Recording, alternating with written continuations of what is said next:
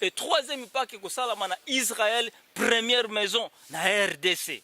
Je le dis clairement tel que je l'ai reçu de la part du Seigneur. Troisième Pâques dans l'histoire de l'humanité, c'est juste purifier l'espace pour le royaume à la restaurer. Métro Paris Kinshasa.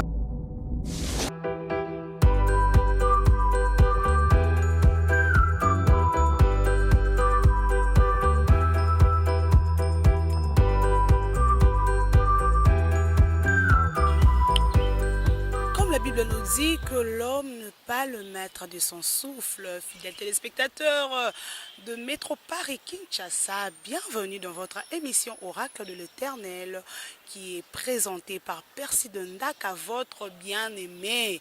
Maman Oyalingara toujours koloba makambo malamu. Boye bolam na kati émission na bino na ebi que vous êtes tellement nombreux partout dans le monde pour na kolanda émission na bino na sepela ki na ba suggestion na bino na ba commentaire na bino. En tout cas, na sepela ki mingi na ba remarque pe bosala ki biso contenu ya 100.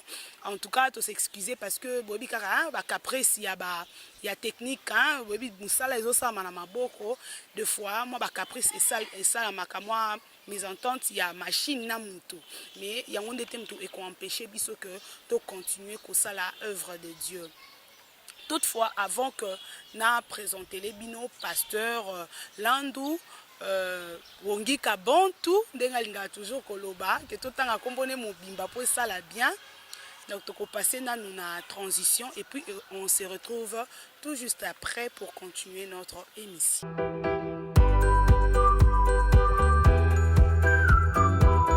Et voilà, bonjour pasteur. Bonjour, merci, ma soeur. Oui, boulam no oracle de l'Éternel. Vraiment, yo pe lokola. Yebisa en avant pour continuer pasteur Landou. Ma réaction à Batouzaï vis-à-vis. Bon, en fait, la réaction à Batou est positive comme négative. Mais il y a un côté où il y a un obstacle, il y a un message au bison nzamba tchaki to passé. Réellement, oyo bazaki ciblé na message balandaki yango et nous comptons que le Seigneur est en œuvre, il est en train d'avancer avec le travail qu'il nous a confié. Amen.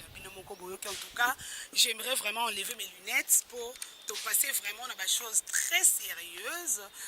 Pasteur Trolinga, tout ça l'a résumé. Il y a thème Nabiso Tolobela qui l'autre fois. Il y a le secret caché biblique de la RDC. Au décortica qui m'a tellement ébélé. Mais les autres, ça l'a résumé parce que tout ça un thème qui Tolobela sur. Oui, nous allons parler sur la troisième Pâque dans l'histoire de l'humanité. La troisième Pâque dans l'histoire de l'humanité, il y a toujours le bélayon et on trop ciblé les lots. Nous avons pasteur vraiment thème naïe, même dans de fouiller qui là. Bon, ça vraiment ba lunettes et ça vraiment pour token vraiment le lingue singeli. Directement on a une introduction à biso, bon on a directement texte de Jésus à l'afficher. Les secrets cachés bibliques de la RDC, intro. La Bible parle d'un peuple, d'une nation appelée Israël, qui joue un rôle très important dans l'accomplissement du plan de Dieu pour le salut de l'humanité, depuis sa création jusqu'à sa fin. Mais, curieusement, Dieu révèle à son serviteur, le prophète Ésaïe, 600 ans avant la naissance de Jésus-Christ, de prophétiser sur les deux maisons, communauté, peuple, nation d'Israël. Comme verset, Ésaïe chapitre 8, verset 13 à 16. Des moutons qui Pona Nini, Zambé a senga qui prophète Ésaïe a prophétisé sur les deux maisons. Et Nawana directement vraiment pasteur ça l'a résumé na yo na opé au micro. Donc na moi lomba parce que au bas qu'ils ont un message où vraiment Zambé moko alobela ki lisusu pona peuple de Dieu. Oui, par rapport à résumé, merci à nos téléspectateurs baoyo bazoko s'intéresser na oyo nzambe akanisaki apesa lokola boracle na temps oyo tokomi humble serviteur na bino pasteur Landou na ye lisusu na message ya sika, c'est-à-dire nzambe apesi ordre to ya ko passer message na ye parce que temps ekomi mokuse ngongo eza mokie et ezosenga il faut tozala na connaissance ya makambo oyo. Donc les secrets cachés bibliques de la RDC pour comprendre makambo nyonso tozolobela eza nango na kati ya Bible. Eza nango na kati ya Bible nzambe sa loba yango parce que Dieu a toujours prédit à travers ses prophètes. Mais finalement oyo eza na centre ya makambo nyonso c'est Israël. Mais Israël, curieusement, nous voyons deux Israël. Comment Israël va se diviser en deux? Première maison, la deuxième maison, le prophète Esaïe a expliqué dans Esaïe chapitre 8, verset 13 et puis 16. Donc, deux maisons, on a tout expliqué l'autre fois que ça fait partie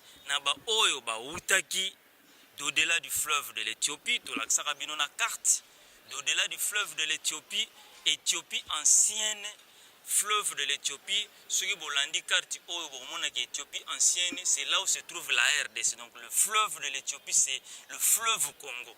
Peuple wana utaki wana et tango bakei kotambola ndenge nzamba lobaki na bango bazala ba pèlerin. Exode chapitre 6 verset 2 à 4. Bakomaki ba pèlerin bakomaki kotambola place bazaki esclave na Égypte ti nzamba lobi na bango nazo délivrer bino nazo mema bino na mabelo eza ya bino te. C'était le Cana. C'est là où il a fait installer son peuple, mais ezalaki mabele na bango te. Ba promesse ezalaki ki basala aussi nous c'est senga ki basala wana po mukolo mususu bazonga na mabele na bango. Engonge koki après 2000 ans auto comme sikoyo nde nzambe azolinga azongisa bango wapi azongisa bango na première maison. Israël première maison. Ce sont des termes sengi to yoka peto kanga parce que to bandolobela kaka bon surtout Israël première maison comprendre que ça RDC. Surtout Israël deuxième maison comprendre que ça Israël na Moyen-Orient et ça Cana. Bango nyonso ils font partie na mission ya Nzambe. Alors Moussala il y a Israël deuxième maison, c'est si là, Yesu même qu'on prédire, c'est pourquoi le royaume de Dieu vous sera enlevé, sera donné à une nation qui en produira les fruits. C'est-à-dire, Nzamba lingi siko ba fruit à royaume mais à la produit na Israël première maison parce que makamuno c'est ça la makana maison mère. L'autre fois on avait expliqué comment même apôtre Paul a bien expliqué dans Galates chapitre 4 verset 22 à 26. Azo expliqué le Jérusalem actuel, là où nous sommes ici, c'est correspond à la femme d'esclave, la femme esclave ou après cette explication, la femme libre ou alobaki et Sarah et puis Agar. Mais Jérusalem est d'en haut, c'est notre mère. Donc il s'est référé d'au-delà de l'autre fleuve de l'Éthiopie. Alors les secrets cachés bibliques, d'une manière bref, tu conseilles tout ça en détail, et ça composé na ba chapitre, les articles toujours préparés, nous avons besoin qui a sali biso ngolo to ko publier yango. Alors ça na ba chapitre oyo to détaillé na kati. Nous allons parler sur Israël, c'est-à-dire notre première maison, deuxième maison, et nous allons parler sur Jardin d'Éden. Ne confondez pas que Jardin d'Éden est un mythe, une chose imaginaire. Le Jardin d'Éden, c'est une réalité, c'est un contexte, oyo, c'est une région, mais finalement, ça spirituellement couvert parce que nous avons un ange pour protéger Jardin d'Éden.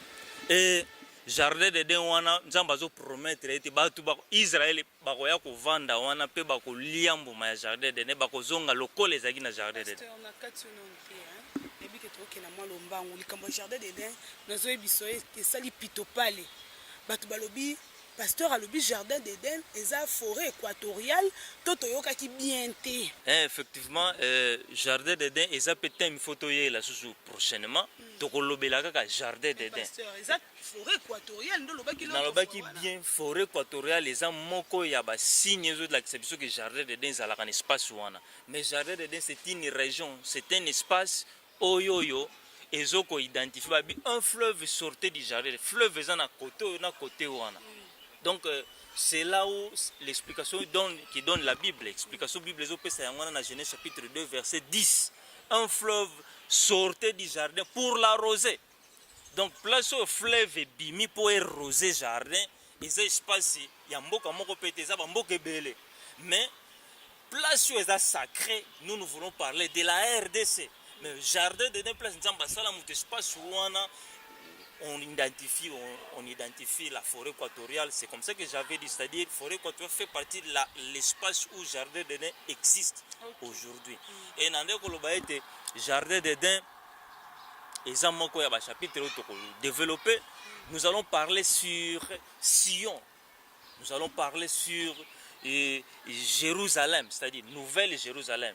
Je voulais parler de la Nouvelle Jérusalem. Nouvelle Jérusalem, elle a dit si le loko ezalaka déjà Jérusalem, sikoyo esengi ekendaki na ruine, ezalaki délabré, sikoyo esengi ba restaurer yango, ba renouveler yango. C'est comme ça que la Bible parle de la Nouvelle Jérusalem. Et ça peut être un peu polémique, mais nous allons aussi en parler en détail parce que Dieu l'explique clairement dans la Bible. Et nous allons aussi parler en long et large sur les royaumes de Dieu. Nous allons développer ça et nous allons parler sur les Messies, les Ouins, les Christ qui va régner sur Israël. Très important. Il y a plusieurs personnes qui ont parlé de ça, mais finalement, c'est un élément que nous allons développer dans nos émissions. Et là, nous parlons des secrets cachés bibliques de la RDC. Dieu en parle dans la Bible. Dieu parle du Messie, parle des Ouins, parle de David qui va régner sur Israël. Et connaissez-vous, nous parlons d'Israël, première maison. Parce que deuxième maison, ça là c'est Silaki. Tout le monde, tous les dispersés, qu'on a première maison pour adorer, pour apporter vos offrandes na bango et pas il y a Adonai. Mais notre thème d'aujourd'hui, je voulais terminer par rapport à nous allons aussi parler des milléniums. La Bible parle des milléniums, mais nous allons en développer pour faire comprendre au monde qu'est-ce que Dieu parle, qu'est-ce que la Bible explique par rapport au millénium. Et on est à thème na biso to ba sujet to développer dans les secrets cachés bibliques il y a RDC. Mais le lot linga to kota na kati ya Israël plutôt lobela sikoyo sur la troisième époque dans l'histoire de l'humanité. C'est une révélation que le Seigneur m'a révélée il y a cela une année, c'est-à-dire c'était l'année passée, et on était dans mon équipe de la chambre haute et moi on était en jeûne et prière de 40 jours. Et le Seigneur s'est révélé pour dire que il reste en Israël, il faut que je prépare, c'est-à-dire terme à ça, il faut que na suyer, il faut na balayer, il faut c'est-à-dire na purifier. Voilà le terme que je cherchais. Il faut que je purifie. Et quand j'ai entendu purification, mais comment non, c'est la troisième pas que Jésus avait prédit. C'est là où maintenant je vais lire dans Luc chapitre 22. Luc chapitre 22, verset 18. Luc chapitre 22, verset 18. Qu'est-ce que la Bible nous dit? Luc chapitre 22, verset 18. Et le binabiso boé. Car je vous le dis, je ne boirai plus désormais du fruit de la vigne jusqu'à ce que le royaume de Dieu soit venu. Je ne boirai plus jamais du fruit de la vigne jusqu'à ce que le royaume de Dieu soit venu. L'autre fois, nous avons parlé de la restauration du royaume de Dieu. Les apôtres ont fait la même question à Jésus-Christ. Acte chapitre 1, verset 6. Seigneur, tu nous dis de rester ici à Jérusalem. C'est à ce moment-là que tu vas restaurer le royaume d'Israël. C'était l'une de ses préoccupations. Le royaume d'Israël, il va restaurer. Mais et nous voyons 2000 ans après, Makamboyo et Leki, mais finalement les signes que Dieu avait donnés à son prophète, à son serviteur, l'apôtre Jean, à l'île de Patmos, et Bandi Kokokisama. Première son si et bêta déjà il y a trompette. Naliko expliqué bloc en tenant le belango et deuxième ainsi de suite. Alors toujours qu'il y a une étape il faut sonnion soit bêta pour Makambouana fait Kokisama. Et troisième époque dans l'histoire de l'humanité que Christ a dit au Luc chapitre 22. Dans la version sous il faut que le royaume soit rétabli. Donc le royaume de Dieu qui a été bafoué, qui a été c'est-à-dire malmené, il faut la restaurer. Et qu'on la restaurer, ce qui nous a sali opération. Et c'est mon engagement a été opération, on a battuté l'opération, ce sont des anges. C'est là où nous allons lire maintenant dans le livre d'Apocalypse chapitre 9, verset 13 à 15. Apocalypse chapitre 9, verset 13 à 15. Et l'objet n'abissonine, Apocalypse chapitre 9, verset 13. La Bible nous dit ceci, verset 13. Le sixième ange sonna de la trompette et j'ai entendu une voix venant des quatre cornes de l'autel d'or qui venait de Dieu, qui était devant Dieu. Je m'excuse. Et disant au sixième ange qui avait la trompette, délie les quatre anges qui sont liés sur les grands fleuves d'Euphrate. C'est là où nous allons parler. Et les quatre anges qui étaient prêts pour l'heure, les jours, les mois, l'année, firent délier afin qu'ils tuassent les tiers des hommes. Très important. Quatre anges sur le grand fleuve d'Euphrate. Grand fleuve d'Euphrate, c'est le fleuve Congo.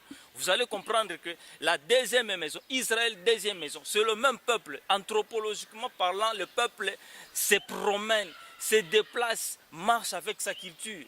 La même culture qu'il avait ici dans la première maison, c'est la même culture qu'il est allé à la deuxième maison. Donc, bakendaki na bakombo nyonso bandeko koyoka awo bazalaki na yango bakenda pe ko pesa na ba fleuve pe contexte bazalaki na yango kuna. Fleuve de Frate oyo eza kuna Bible est différenciée en autant nzamba zo pesa révélation pa ya apôtre Jean qui a lobi makambo na oyebisa yo ko sala na grand fleuve de Frate. Grand fleuve de Frate, c'est le fleuve Congo. Ce n'est pas le fleuve de Frate de la deuxième maison d'Israël qui est au Moyen-Orient.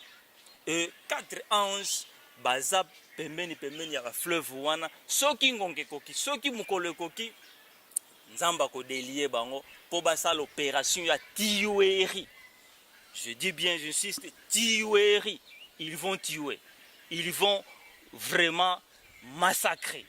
Bako boma banani, bako massacrer banani, bako massacrer ba oyo to lebelaki la fois passée, oyo balata bilamba te. Il faut tolata ba robe na biso, c'est-à-dire croire au Seigneur Jésus-Christ comme Seigneur et Sauveur. Et bah aussi balata bilamba bandima Yesu lokola nkolo pe mobiki, il faut ba sukula ka bilamba na bango tango nyonso. Voilà opération ba ange ba kosala parce que il faut espace. Israël les a la purifier pour Nouvelle Jérusalem et apparaître. Donc voilà message on a na yango sur la Pâque, troisième Pâque dans l'histoire de l'humanité. Oyo singilito lobela. Vraiment, je vous remercie, maman. Pasteur, Pasteur, je manque de mots parce que Makambozo l'obéza tellement minine. Et ça fait peur. Ça fait tellement peur. Tant qu'on vivre Makamba Covid-19. Décembre, awa, j'ai entendu pas mal des hommes de Dieu dire que 2021, c'est l'année où Dieu va essuyer nos larmes. Les années à restauration, les années à makambu ya malamu ya kolela te ya pasité.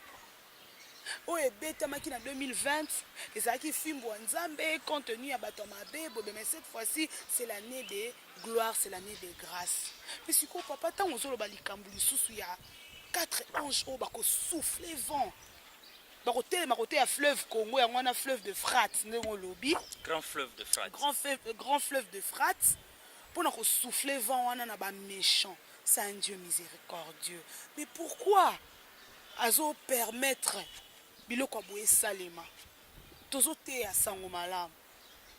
Azo tikela biso pe tango na bi que ndenge oza ko expliquer, il nous reste que 9 ans pour na makambo ebele o lobaki et s'accomplir. Mais pourquoi les sous nzamba tinda bato ba massacrer? Alors ba pasteur o bazo yebisa bato que année ya restauration ya libala ya ba voyage ya ma yo obala kitoko bala obota kitoko bota olela ki ima misu na o ekauka tozo mona bazo te biso sur la repentance te. Ce que makambozo ba pasteur mais ezo bangisa vraiment et ça makambo lokuta bango bazo loba et koki oyo ozoloba eza ya solo tozoyeba sikoyo te. Merci mama journaliste. Ekoki kaka kobangisa ba oyoyo ba yebi makambo te o ba mikotisa na bonzambe ya solo te.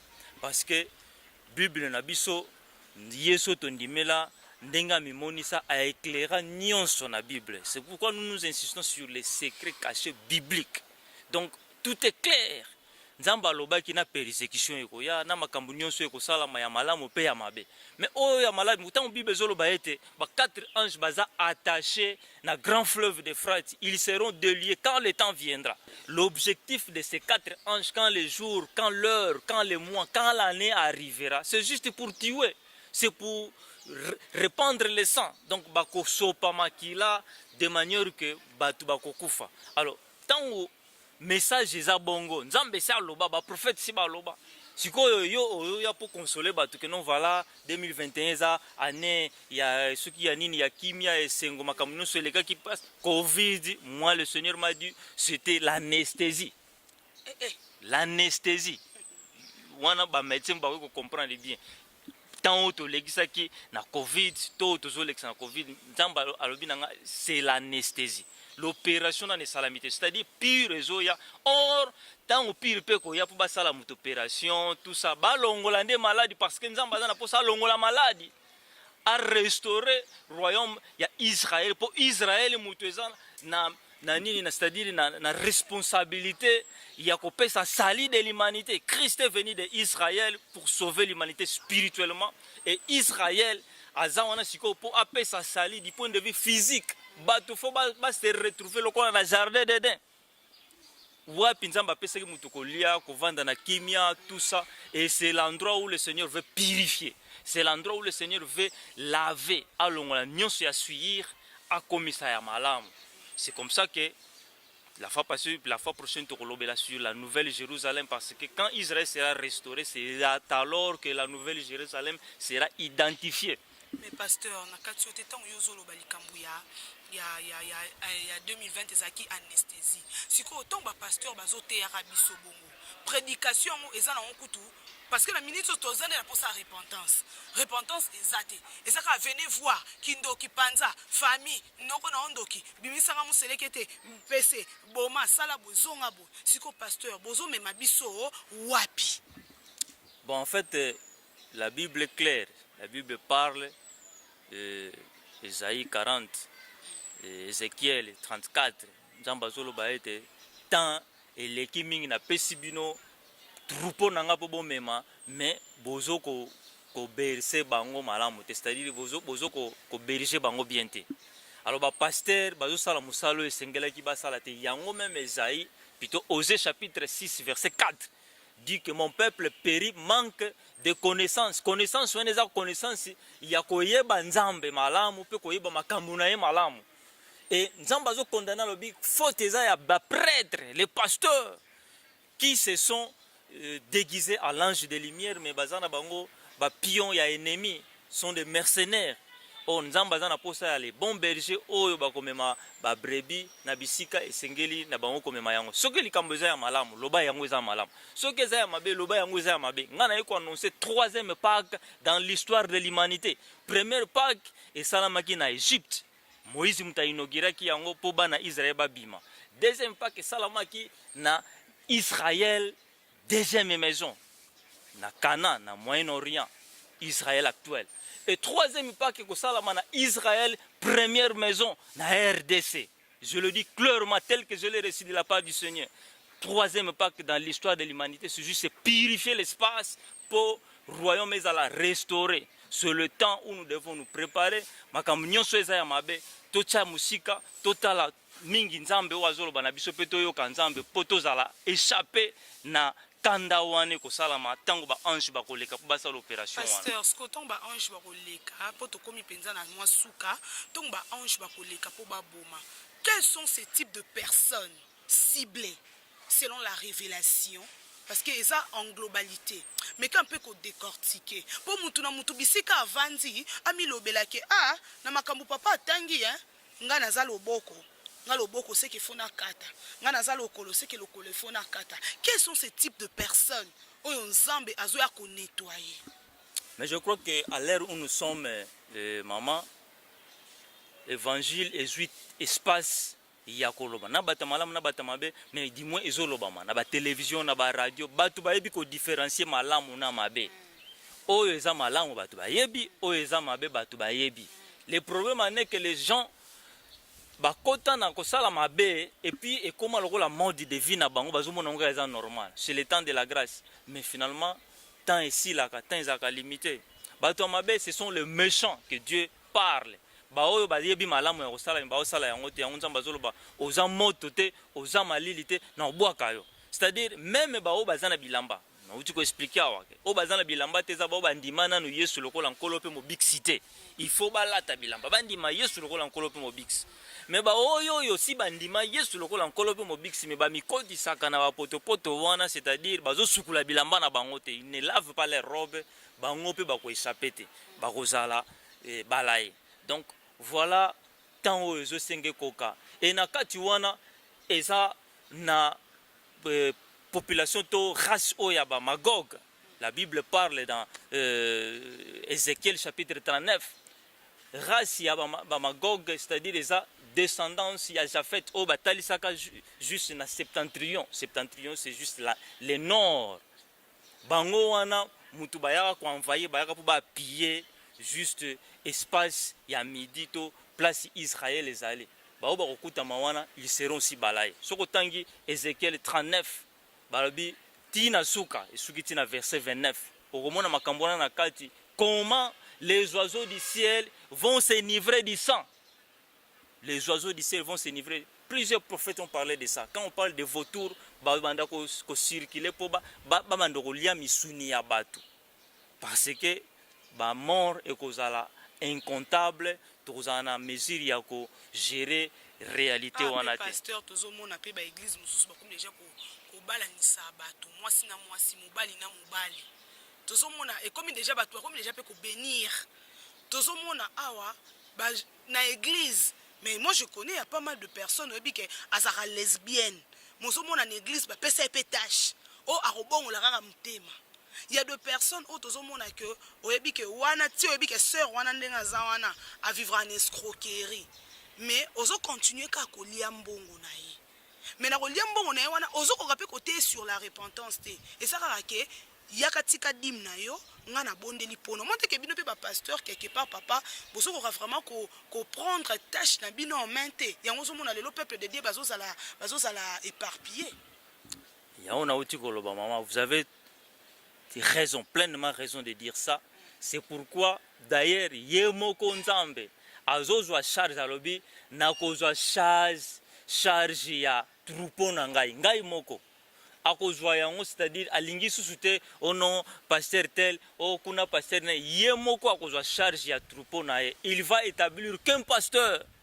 Donc yemoko akozala pasteur na kati ya troupeau na ye, yemoko akozala pasteur na kati ya troupeau na ye. C'est là où nous allons parler de Apocalypse chapitre 11 verset 15, quand la Bible parle que 7e ange beti trompette. Mais finalement, les anges, sepeli, 24 veilleurs, sepeli, balobi, gloire soit rendue à notre Dieu, car il a remis le royaume de ce monde à notre Seigneur et à son Christ. À notre Seigneur et à son Christ. Et maintenant, pasteur, si tu as vraiment na souka chité, déjà, bah, signaler ngai papa Benjamin Dongala, quels sont les signes autoroye bakena minitso siko to komi frappé bandi?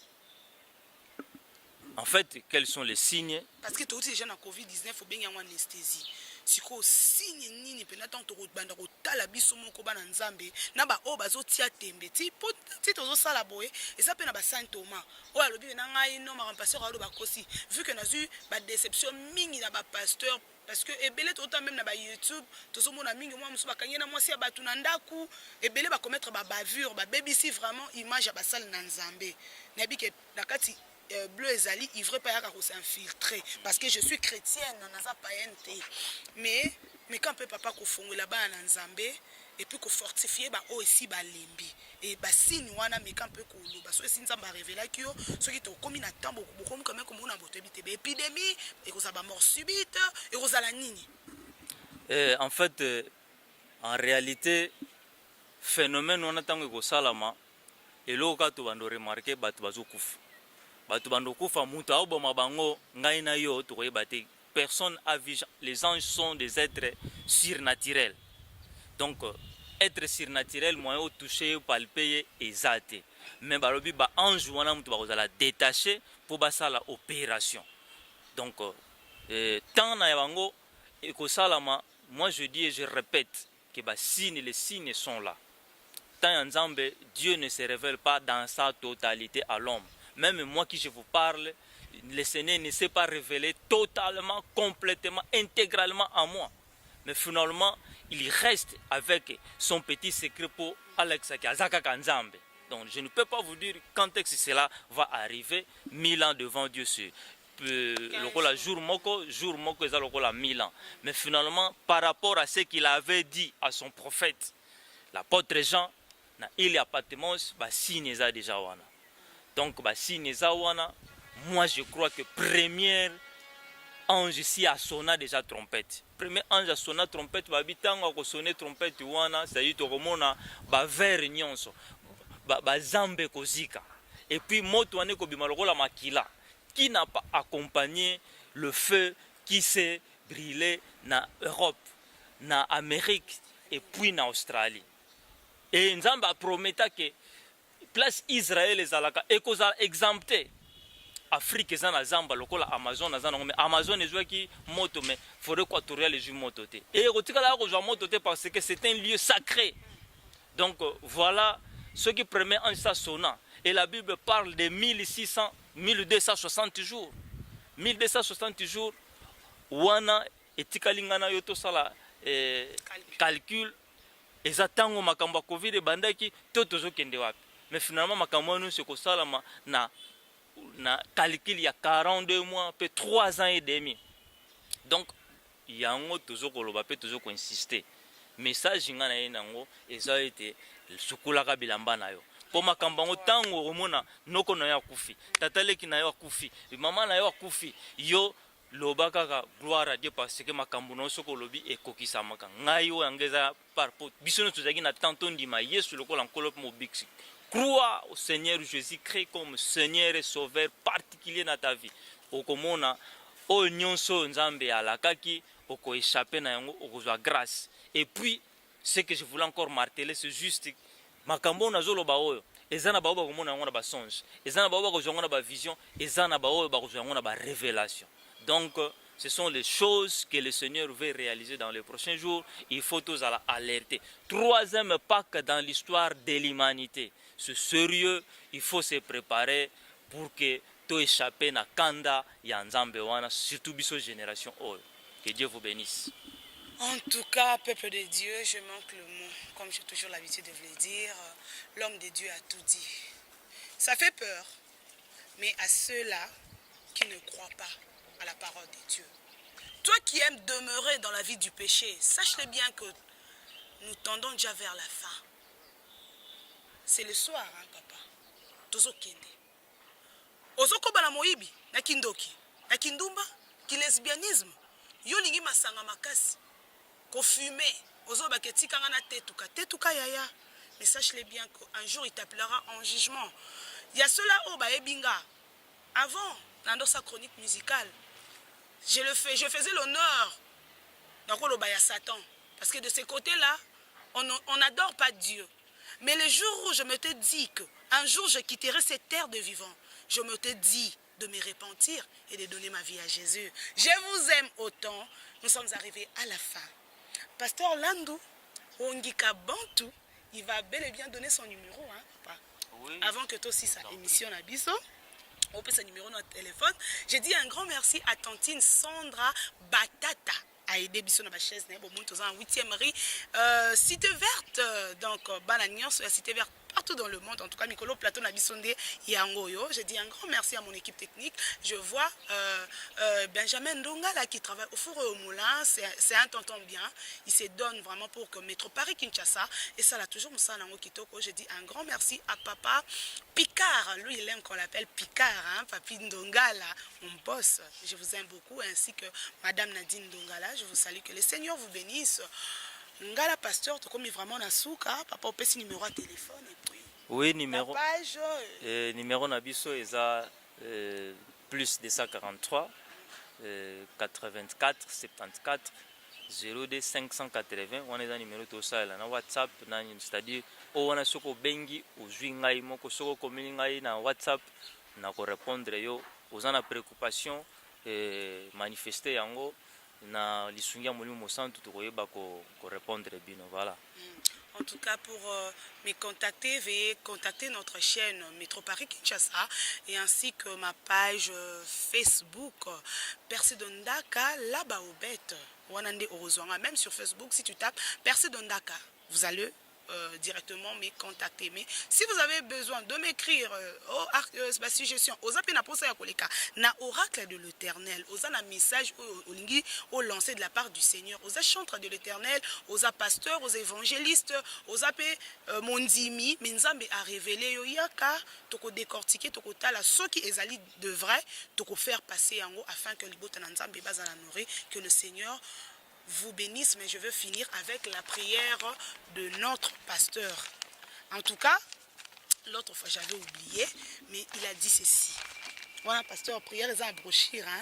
Il a dit ceci.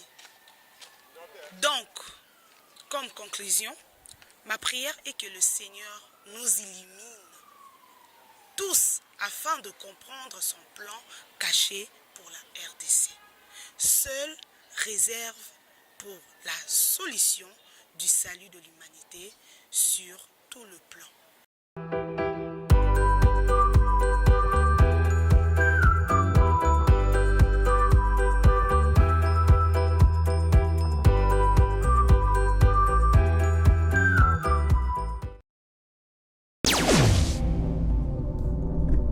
Métro Paris Kinshasa.